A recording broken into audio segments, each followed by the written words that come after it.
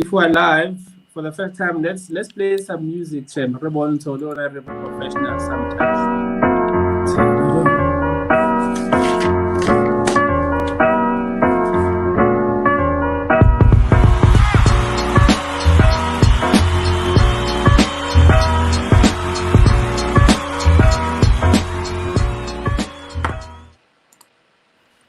Okay.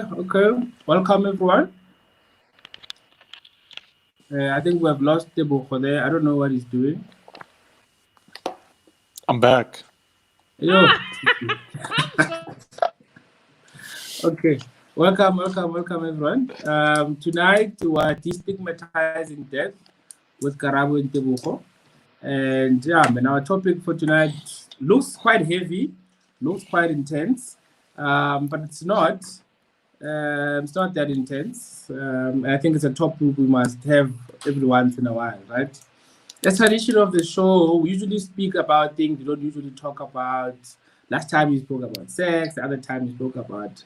We have many things that we talk about. So, maybe let me jump in and ask our guests as they introduce themselves to maybe tackle the first question. And the first question is, how can we destigmatize death to prepare better? Tebogo? Firstly, Tatsapo, and of course to President there, and to everyone who's tuning in to the late night show with Tsapo Letea. So it's a funny thing, you know. There's a saying that says there are two guarantees in life. The first thing is that you will pay tax, and the second one is that you'll die. And although death is a given, I think in our societies we don't want to confront it. It's almost taboo when you start speaking about it because people think there's something wrong with it. You're losing hope. You're giving up. But the reality is that there's not a single person who will not die. And I think that's why sometimes in those difficult decisions, particularly for people like us who are in the health arena, it's one of those extremely uncomfortable topics, but one of the ones that we must have as part of preparations, just generally, so that people prepare and sort of get that in their mind that death remains a certainty. It might not be now, but it remains a certainty. So yeah. Okay. Karabo, you want to jump in? Yes. Thank you very much, Tsepo. And hello, President. I hope you're well. You look good. You look good. Post-COVID. You don't look like you're overstressed or overworked where you are, which is a good thing. I think, look, I agree largely with President. We need to start having conversations around death. You know, it's very uncomfortable. And I mean, when you're Black, the minute you start speaking about death, everybody thinks that you're calling it, you know, or you want to be in a position where you are saying goodbye. So I think in various areas, we need to start having conversations about death, especially in our various professions. Those who are in the financial sector can speak about death in terms of planning for your financial futures. Those who are in the health sector, like President, can start speaking about various things, you know. But I think the conversation must take place in order for there to be less stigma around the conversation of death. Okay. Since you're on the platform, Karabo, maybe let's just jump in and ask you this, right? So there are questions about funeral cover, life cover. Like, what's the difference between the two? And at this stage, COVID and things like that, which one should we prioritize? There's not really much of a difference, but there is a distinct difference. For example, a funeral cover, you're planning for the actual event, which is the funeral, right? Sure. So you're actually covering yourself for the day of your unfortunate passing. So this will pay out within 24 to 48 hours, depending on which insurance company you have insured yourself with. It would not really pay more than 100,000, give or take. So it's usually for the coffin, airtime, benefit, groceries, and smaller expenses, including the hearse as well and transportation that comes with the actual event of the funeral. So it ends there. That is the funeral cover. With life cover, you plan more for life after death for those that you would have left behind. So, for example, if you have children, life cover would then take into consideration that, look, Tep has got 2 young girls. They are still quite young. How do we plan for their future without their father? So you take into consideration their education. So we calculate, for example, how much is it going to be to take them to primary, to high school, and eventually institutions of higher learning. So you take some of those considerations when you do life cover. So funeral cover is more for the event, which is the funeral itself, while life cover is more for planning for your future, for your family's future, rather, after you would have departed this world. Depending on what it is that you can afford, look, it's usually a personal choice that one needs to make. Not really much that one can say in terms of which one must you take. It all has to do with your priorities as an individual. For example, Karabo does not have kids, is not married, does not have a lot of expenses. Why would I need a funeral cover that is worth 5 million, Unless, of course, I want to leave my mother with a great gift for her to go on vacation after I've left. But ordinarily, I would want to take a funeral cover just so my parents can be able to bury me with dignity. So it really depends on the individual, their particular specifications, what it is they need at the particular time. Okay. And maybe let me bring in I don't know why I'm calling him Tebogo today. We usually call him Total. Yeah, I'm Chen. It's TV, does that to us. Maybe let me bring you in, right? So Karabo says the one is about the event, and the other one is about life beyond the thing, right? So maybe you can share with us, Total, that let's say someone passes on, right? In this COVID time. So in the event of death, what are the steps to be followed to comply with the regulations? I'm speaking about the event. I'm not speaking about life beyond that. I'm just saying between the hospital and, let's say, the day after the funeral. Okay, so there are 2 things and 2 categories, right? So there are first, during this period, what we call COVID death, which means that one of your loved ones would have had COVID-19, which is governed by particular environmental health policies that have come out from the Department of Health and also from the regulations. Then during this period, there are general non-COVID related deaths, meaning that the person in this instance did not die of COVID, but there's still regulations that must be followed. So I'm going to distinguish the 2. The easier one is where it's not COVID. So in this instance, you just follow the regulations that were released by Minister Nkosazana Dlamini Zuma under level 3. And under level 3, if you look at, I think it's subsection 35, that deals with which funerals you're allowed to attend. So the difficulty about COVID right now is that even funerals are governed by gatherings. So it's a maximum of 50 that you must know of. So your family would immediately know it's only 50 people. Those 50 people, you must have a register as they come. They're signed. When you go to the cemetery, you must have that because you have to go to your local councillor, for instance, to inform them, go to the police station, inform them that we're going to be having this funeral on this day. This is the pastor. This is the church. Submit that list.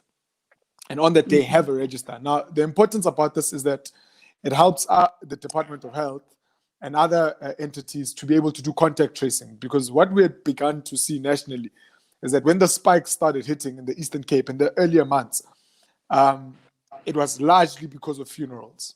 So all of us nationally then really needed to focus on that to ensure Guti were able to then say Guti Tsepo came to Tebogo's funeral, he's a contact, therefore we must contact him. So that's with non-COVID related deaths. Of course, there's no night vigil. You're not allowed to have a night vigil. It must be a maximum of 2 hours. That's what and this is non-COVID ones, right? And it's advisable. It's extremely advisable, Jorge. When people come back, even there's no that thing of Pagwa and Dula. It's takeaways and you leave. Sure. Now that's a non-COVID one. With the COVID one, it's a little bit more technical, right? Because at least with non-COVID, the thing of the remains still coming the night before, whatever, that's still allowed. The issues of viewing, that's still allowed when it's a non-COVID death. Now, when it's a COVID death, because of the nature of the virus and the fact that it would still be on the remains, not anyone is allowed to touch. So you'd have seen around Jorge, people have to wear PPE. So not anyone's allowed to touch. Viewing of the body is not allowed at home, for instance. So usually it would be done at the morgue and it would be done by certain family members. Not more than 2, I think that's what it says. I just need to double check. The body does not come the night before. It's not advised that it comes the night before. Usually the body will arrive in the morning of that funeral. It is advised that the funeral be like an hour. I think it's an hour, sometimes 2. 2 is the maximum. Okay. But the shorter, the better. No, the washing is not done. You know that thing of Africans want to go to can't wash because that's a form of contact. The people who dress, so it can't be anyone. So it's usually people from the forensic pathology who will do all of those other forms of ritual. There's no viewing, like I had said on the day. Sure. And it's a closed casket. The people who are holding the casket would have to have the necessary PPE. I'm trying to think if there's anything else that I've left out. Oh, and then of course you know that there are instances where someone will die at home and they've got the COVID virus. Okay. So in instances where they've not died at a hospital, there are protocols that must then follow. So you don't touch the body. So you leave the body. If someone was in self-isolation and you wake up in the next morning, so you don't touch the body, you leave the body. Forensic pathology will then come with a particular type of body bag and handle the body there. The clothes and the belongings. So the clothes that would be there then need to be disinfected. Usually hot water with a particular type of the detergent that is needed with a certain level of alcohol to clear out some of the infected. You'd need to decontaminate the surface areas where the person was at to clean out because the virus might be on surface areas. And so those are the difficulties. And then the last thing is that it is not advised. Actually, I think the policy says within 3 days you must bury. So with COVID deaths, within 3 days you must bury. You can't keep the body for longer than 3 days. So the maximum is 3. And I think those are some of the important points. Yeah. Okay, maybe let me bring in Karabo. Before I bring in Karabo, as part of our show, look, Karabo, after this insert, maybe you'll take us through. Just remember the 3 days and the financial implications around the 3 days, right? But as tradition, we have to ask you the awkward question as part of what happens on the show. I know you guys asked me, and you we protested, man. We protested against the awkward question. And you said you wouldn't. And because people want it, it's going to be a answer. The people who watch the show religiously. But for a change this time, we're going to start with a quick brain challenge first, and then we're going to do the awkward question just as our second last thing, right? So the quick brain challenge, because I have 2 guests, will be a bit different. So you have to tag team it, right? Okay. So by tag teaming, I have 10 questions. Let me share the screen so that at least everyone can see. I have 10 questions, right? And in the 10 questions, you guys must decide who answers first, and the other one must answer second, the other one must answer third, and it must flow like that. Is it difficult to follow? So if I'm answering question 1, President is answering 2, and then I'll answer 3, answer 4. Is that what you mean? Yeah, but you must be quick. And no, President is a leader. She'll start. Okay. She's a leader. Sure. Oh, okay. So the last score, which is the record, by the way, is 46 seconds, 0.32. And the record holder belongs to Wandile Seshang, right? So the guy to beat is Wandile Seshang. So Sure. Okay. Let me restart the clock. Wait, Tsepo, what happens if I know the answer, but it's not my turn to answer? Can I answer? It's not an answer thing. So it's either or. You pick one of two things. I bring we're competitive. To you. Okay, right? sure. There's no winning. You are in the same team, comrade. Yes, that's what I mean. We're trying to beat one deal. We're beating one deal. The issue we is must about beat speed. one. Yeah. The issue is Sure. about speed. So it's going to be And this look, one. slow. Don't be slow, Pepper. Don't be slow. I'm the same pace. I'm the same pace to everybody. So you're saying Karabo starts first, right? Yes, so let's go. 2, 1, go. Android, iPhone. Android. Horror, comedy. Comedy. Wine or cider. Neither wine.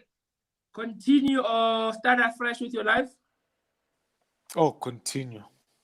AK or Casper. Casper. Love or money. Love, chat. Text or call.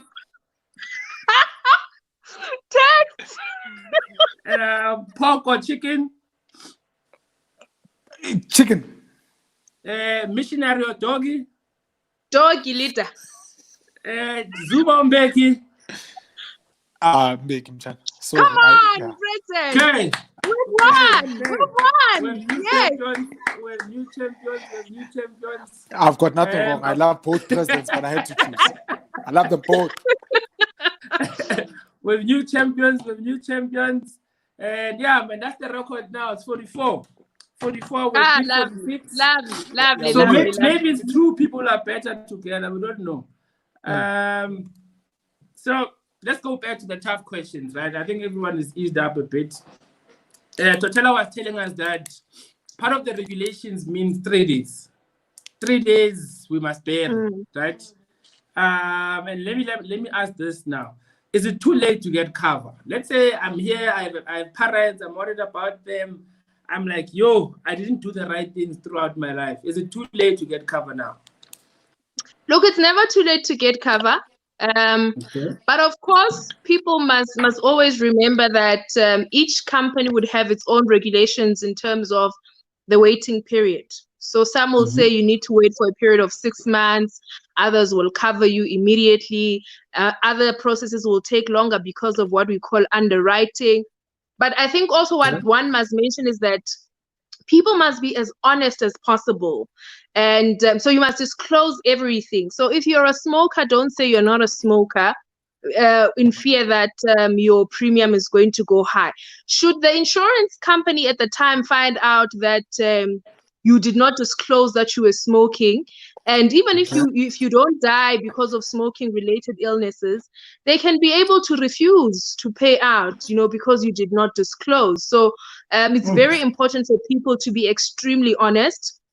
And also, because people panic quite a lot, it's advisable not to take more than one cover if it is not necessary. I mean, you've got our parents paying 2 mountains, they're paying AFBOB. Both of them would have a casket benefit, for example. Like, in all fairness, how many caskets do you need to bury one person? And some of these companies are not going to refund you for the money that you would have been paying. So we need to be vigilant. We need to ensure that we assist our parents as well, because sometimes we panic to say, look, there's COVID-19, let's get as much cover as possible. And every insurance company that calls, we're busy, got a life cover, and they end up not paying. And the day you die, unfortunately, the only thing that your family can do is try to speak on your behalf to say this is what you would have paid. But if an insurance company refuses to pay, there's little to much you can do, except of course approach the ombuds in terms of seeking some form of relief. But ordinarily, we do advise people that they must disclose, one, which is extremely important, and two, where it is not necessary, do not take too much cover. Okay.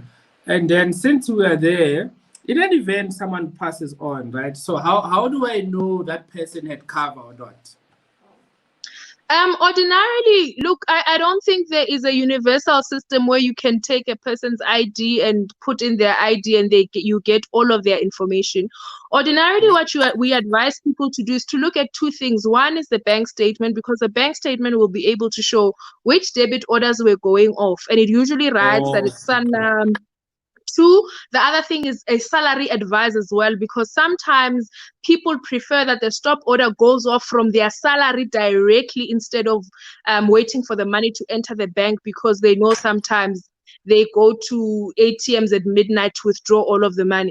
So those are two options that people have. But the biggest important thing as well is that our parents and people that would have different policies must ensure that they communicate with someone that they trust, that should it happen that they die, this information is easily accessible.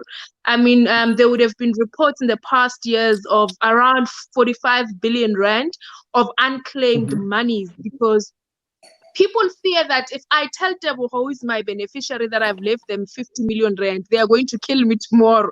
So Tebogo ends up not getting the money anyway, because you didn't tell anyone and you could not find some of this information from either your bank statement or your salary advice. So it's always advisable. But I think the biggest thing is to get a will, put it all in a will. If you've got two policies, put it down in a will and say, I've got a policy with AFBOP, I've got another policy with Investec, or whatever the case, and ensure that you give it to someone that you trust, or request financial institutions to keep it for you at a particular fee, that the day that you die, then that information is easily accessible for some of your families. But let me just say this, that if in any case there are people that would feel that their parents perhaps have passed away and they did not have information about their policies, they can approach CISA or the FSCA,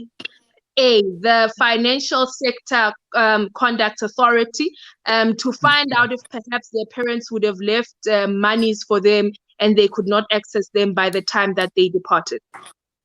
Okay, thanks, Karabo. Totela, just to bring you in, right? So, someone dies in Gauteng, the latest Wuhan, right? Are we allowed? Yeah, are we allowed to? It is. I can we said Western Cape is Wuhan. Now, I think tables are changing. Are we allowed to take back somebody from Gauteng? I can we said to Eastern Cape or KZN and things like that? Yeah. So the latest regulations do allow for cross-border. Of course, you can imagine that I mean, I'm trying to. Okay. So, firstly, cross-border travel is allowed on the basis of burial, but you would need to get a permit. So you would need to get a permit in terms of from the police station for that purposes to happen. It's made a bit more difficult, I guess, when you consider someone who passes away in Joburg and they want to get buried in Cape Town, and that person is COVID positive. So there's a third day, but there's also those sort of concessions. But if you would have seen with the latest level 3 regulations, government has been deliberate to not be too hard belt on it. They've tried to be more open-minded, I mean, about who can attend and all of that. But the general sense is that you can bury across the province. That's what I had seen in the last regulations. I don't think they've been updated. But who moves the body and how many people can be in the hearse, especially when it's COVID, is also quite limited. I think that it's a maximum of 2 or so people. You're not allowed to move with more than that. So there'd be one who's driving and the other one who would be the passenger while you move between those provinces. Okay. All these things, guys, sound so scary. I won't lie. From the 3 days to the compliance to making sure that I'm covered. They sound a bit scary, but for the last insert, before we go to the concluding questions, we have to ask the awkward question. And because I have 2 guests, they both must answer the same question, right? But as I said before, I understand people have issues, they have mothers, parents, kids, wara. You can opt to skip the question, right? You can opt to say, but that's chickening out, you want? Yeah, you know what? After these people are going to be saying, we you are chickening out to tell her. Imagine now society must know rule Am I my voice? Karabo, let me you again. Are you back? I could not hear you. No, we could hear. Okay. I can hear you now. You're the only one that can hear us. No, we're not. Yeah, man. We're winners anyway. Nali President today we've won. We've set a new record. You don't look how okay. The question is let me even put in the thing for it, right? The awkward question for tonight is, when last did you watch porn?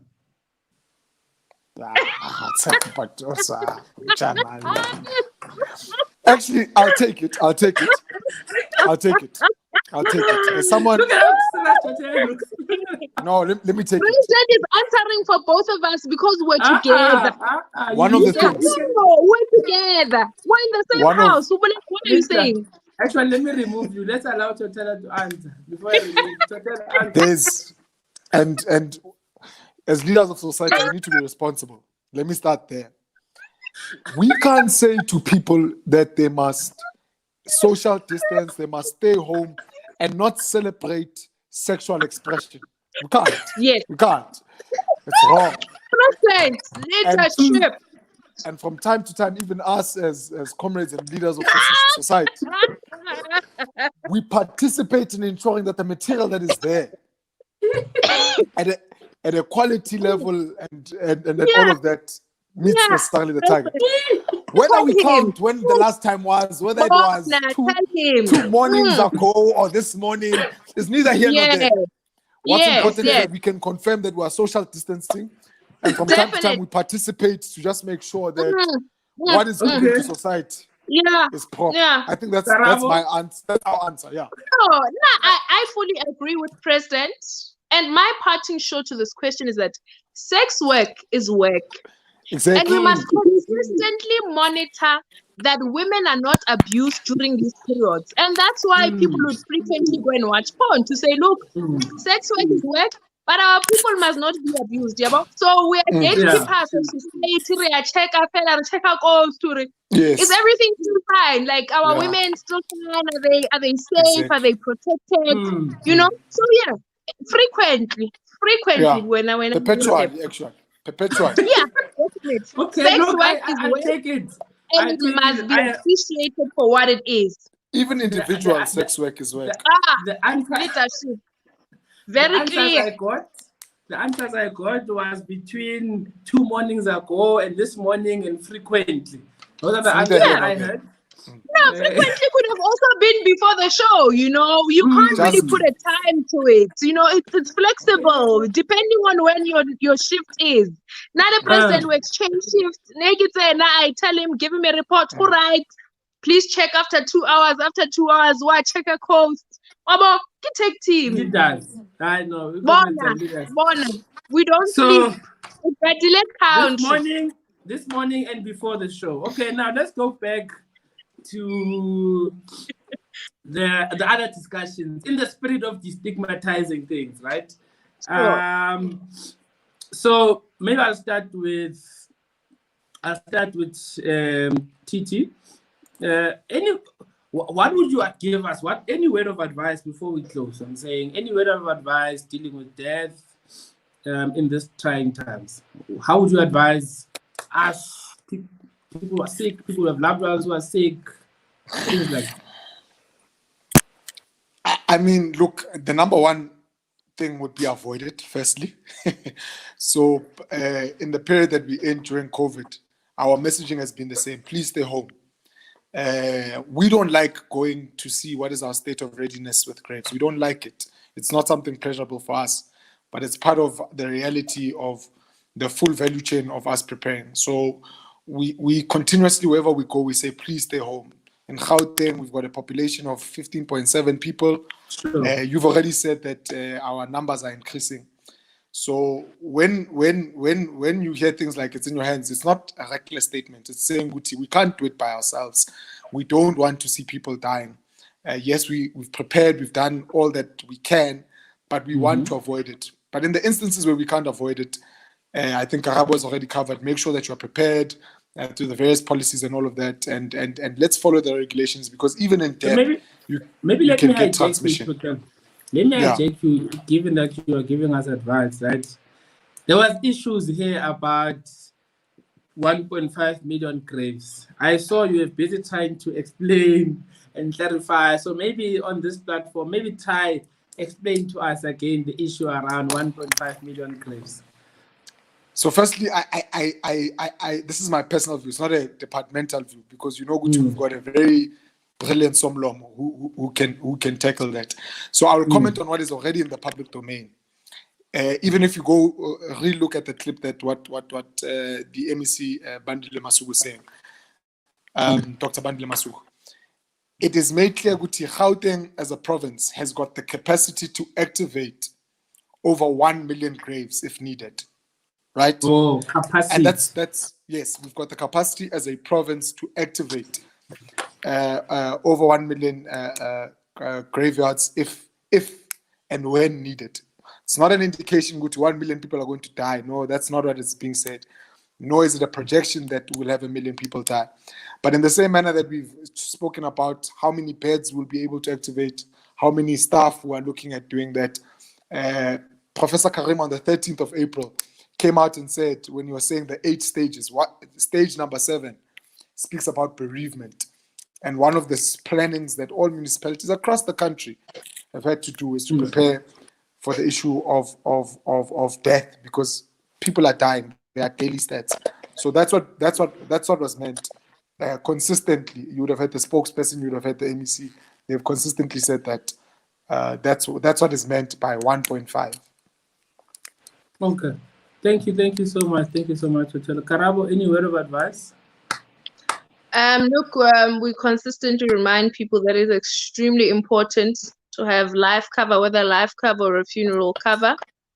And this is mainly because you don't want a situation where, should you die, your parents must then take out loans to bury you and to give you a dignified send-off. So it's extremely important for young people in the main to get themselves insured and to ensure that they help their parents to get wills. For people that watch Moja Love, there is a show called Gugitila, where people are consistently fighting over their parents' properties, siblings' properties. And this mainly because people do not leave behind wills that can be able to direct what should happen to their properties and assets should they die. So it is very important for us to take up an active role in ensuring that we're all financially ready. The reality is that we're all going to die. We might not die today, it might not be tomorrow, but the eventuality is absolutely certain. So with that information, it means we must be prepared. We must assist our parents to prepare. And for those that have children, they need to think about the futures of their children, their education, where they're going to live, how they're going to survive. So it is extremely important that people prepare for life after death, even though they will not be here should they depart. Okay, just to sneak in a question that I know you're closing, but let's say, look, man, you lost your job during this COVID time and you've been paying religiously this, whether it's a funeral cover or the other one, right? If you miss one payment, are you still eligible, or does it mean your entire contribution for the past 50 years goes away? No. What in the insurance world, they call what we call a lapsing policy, and a policy usually lapses. I think it's after 3 failed consecutive payments. But if you miss your first payment, they will send you an updated benefit statement to say you are only covered until a certain period, so that you can be able to catch up if you are in a position to pay that particular policy. But should there be 3 consecutive missed payments, then of course you are going to forfeit all of your benefits. But what is always advised is that should people lose their jobs or people are unable to pay for their policies at a particular time, they take what we call payment holidays, right? So you must communicate with your insurer to say, this is the situation that I'm being faced with. I'm unable to pay because I've just recently lost my job due to COVID-19. May I please apply for a payment holiday? And insurance companies are more than welcome. They are more than willing to give you that payment holiday until such a time where you are able to then pick up your payments and then reinstate what we call your benefits. Okay. Karabo, Titi, thank you so much, guys. This was very informative. There's a lot we must learn. There's a lot we must go read. There's a lot we must go follow up on. And yeah, man, you guys were a sport. You guys are the new champions. Up until somebody else removes your record, you're the new champions. Even though you wanted to dribble us out of the awkward question, but you did answer them honestly. We appreciate your honesty about before the show and this morning. We appreciate the honesty. You guys are clear. You're clear. And with those words, guys, I'm saying good night. Goodbye, everybody. And yeah, today we have a good night video. Goodbye, goodbye, goodbye, and Sintanda Nonke Makaya. I hope my video plays.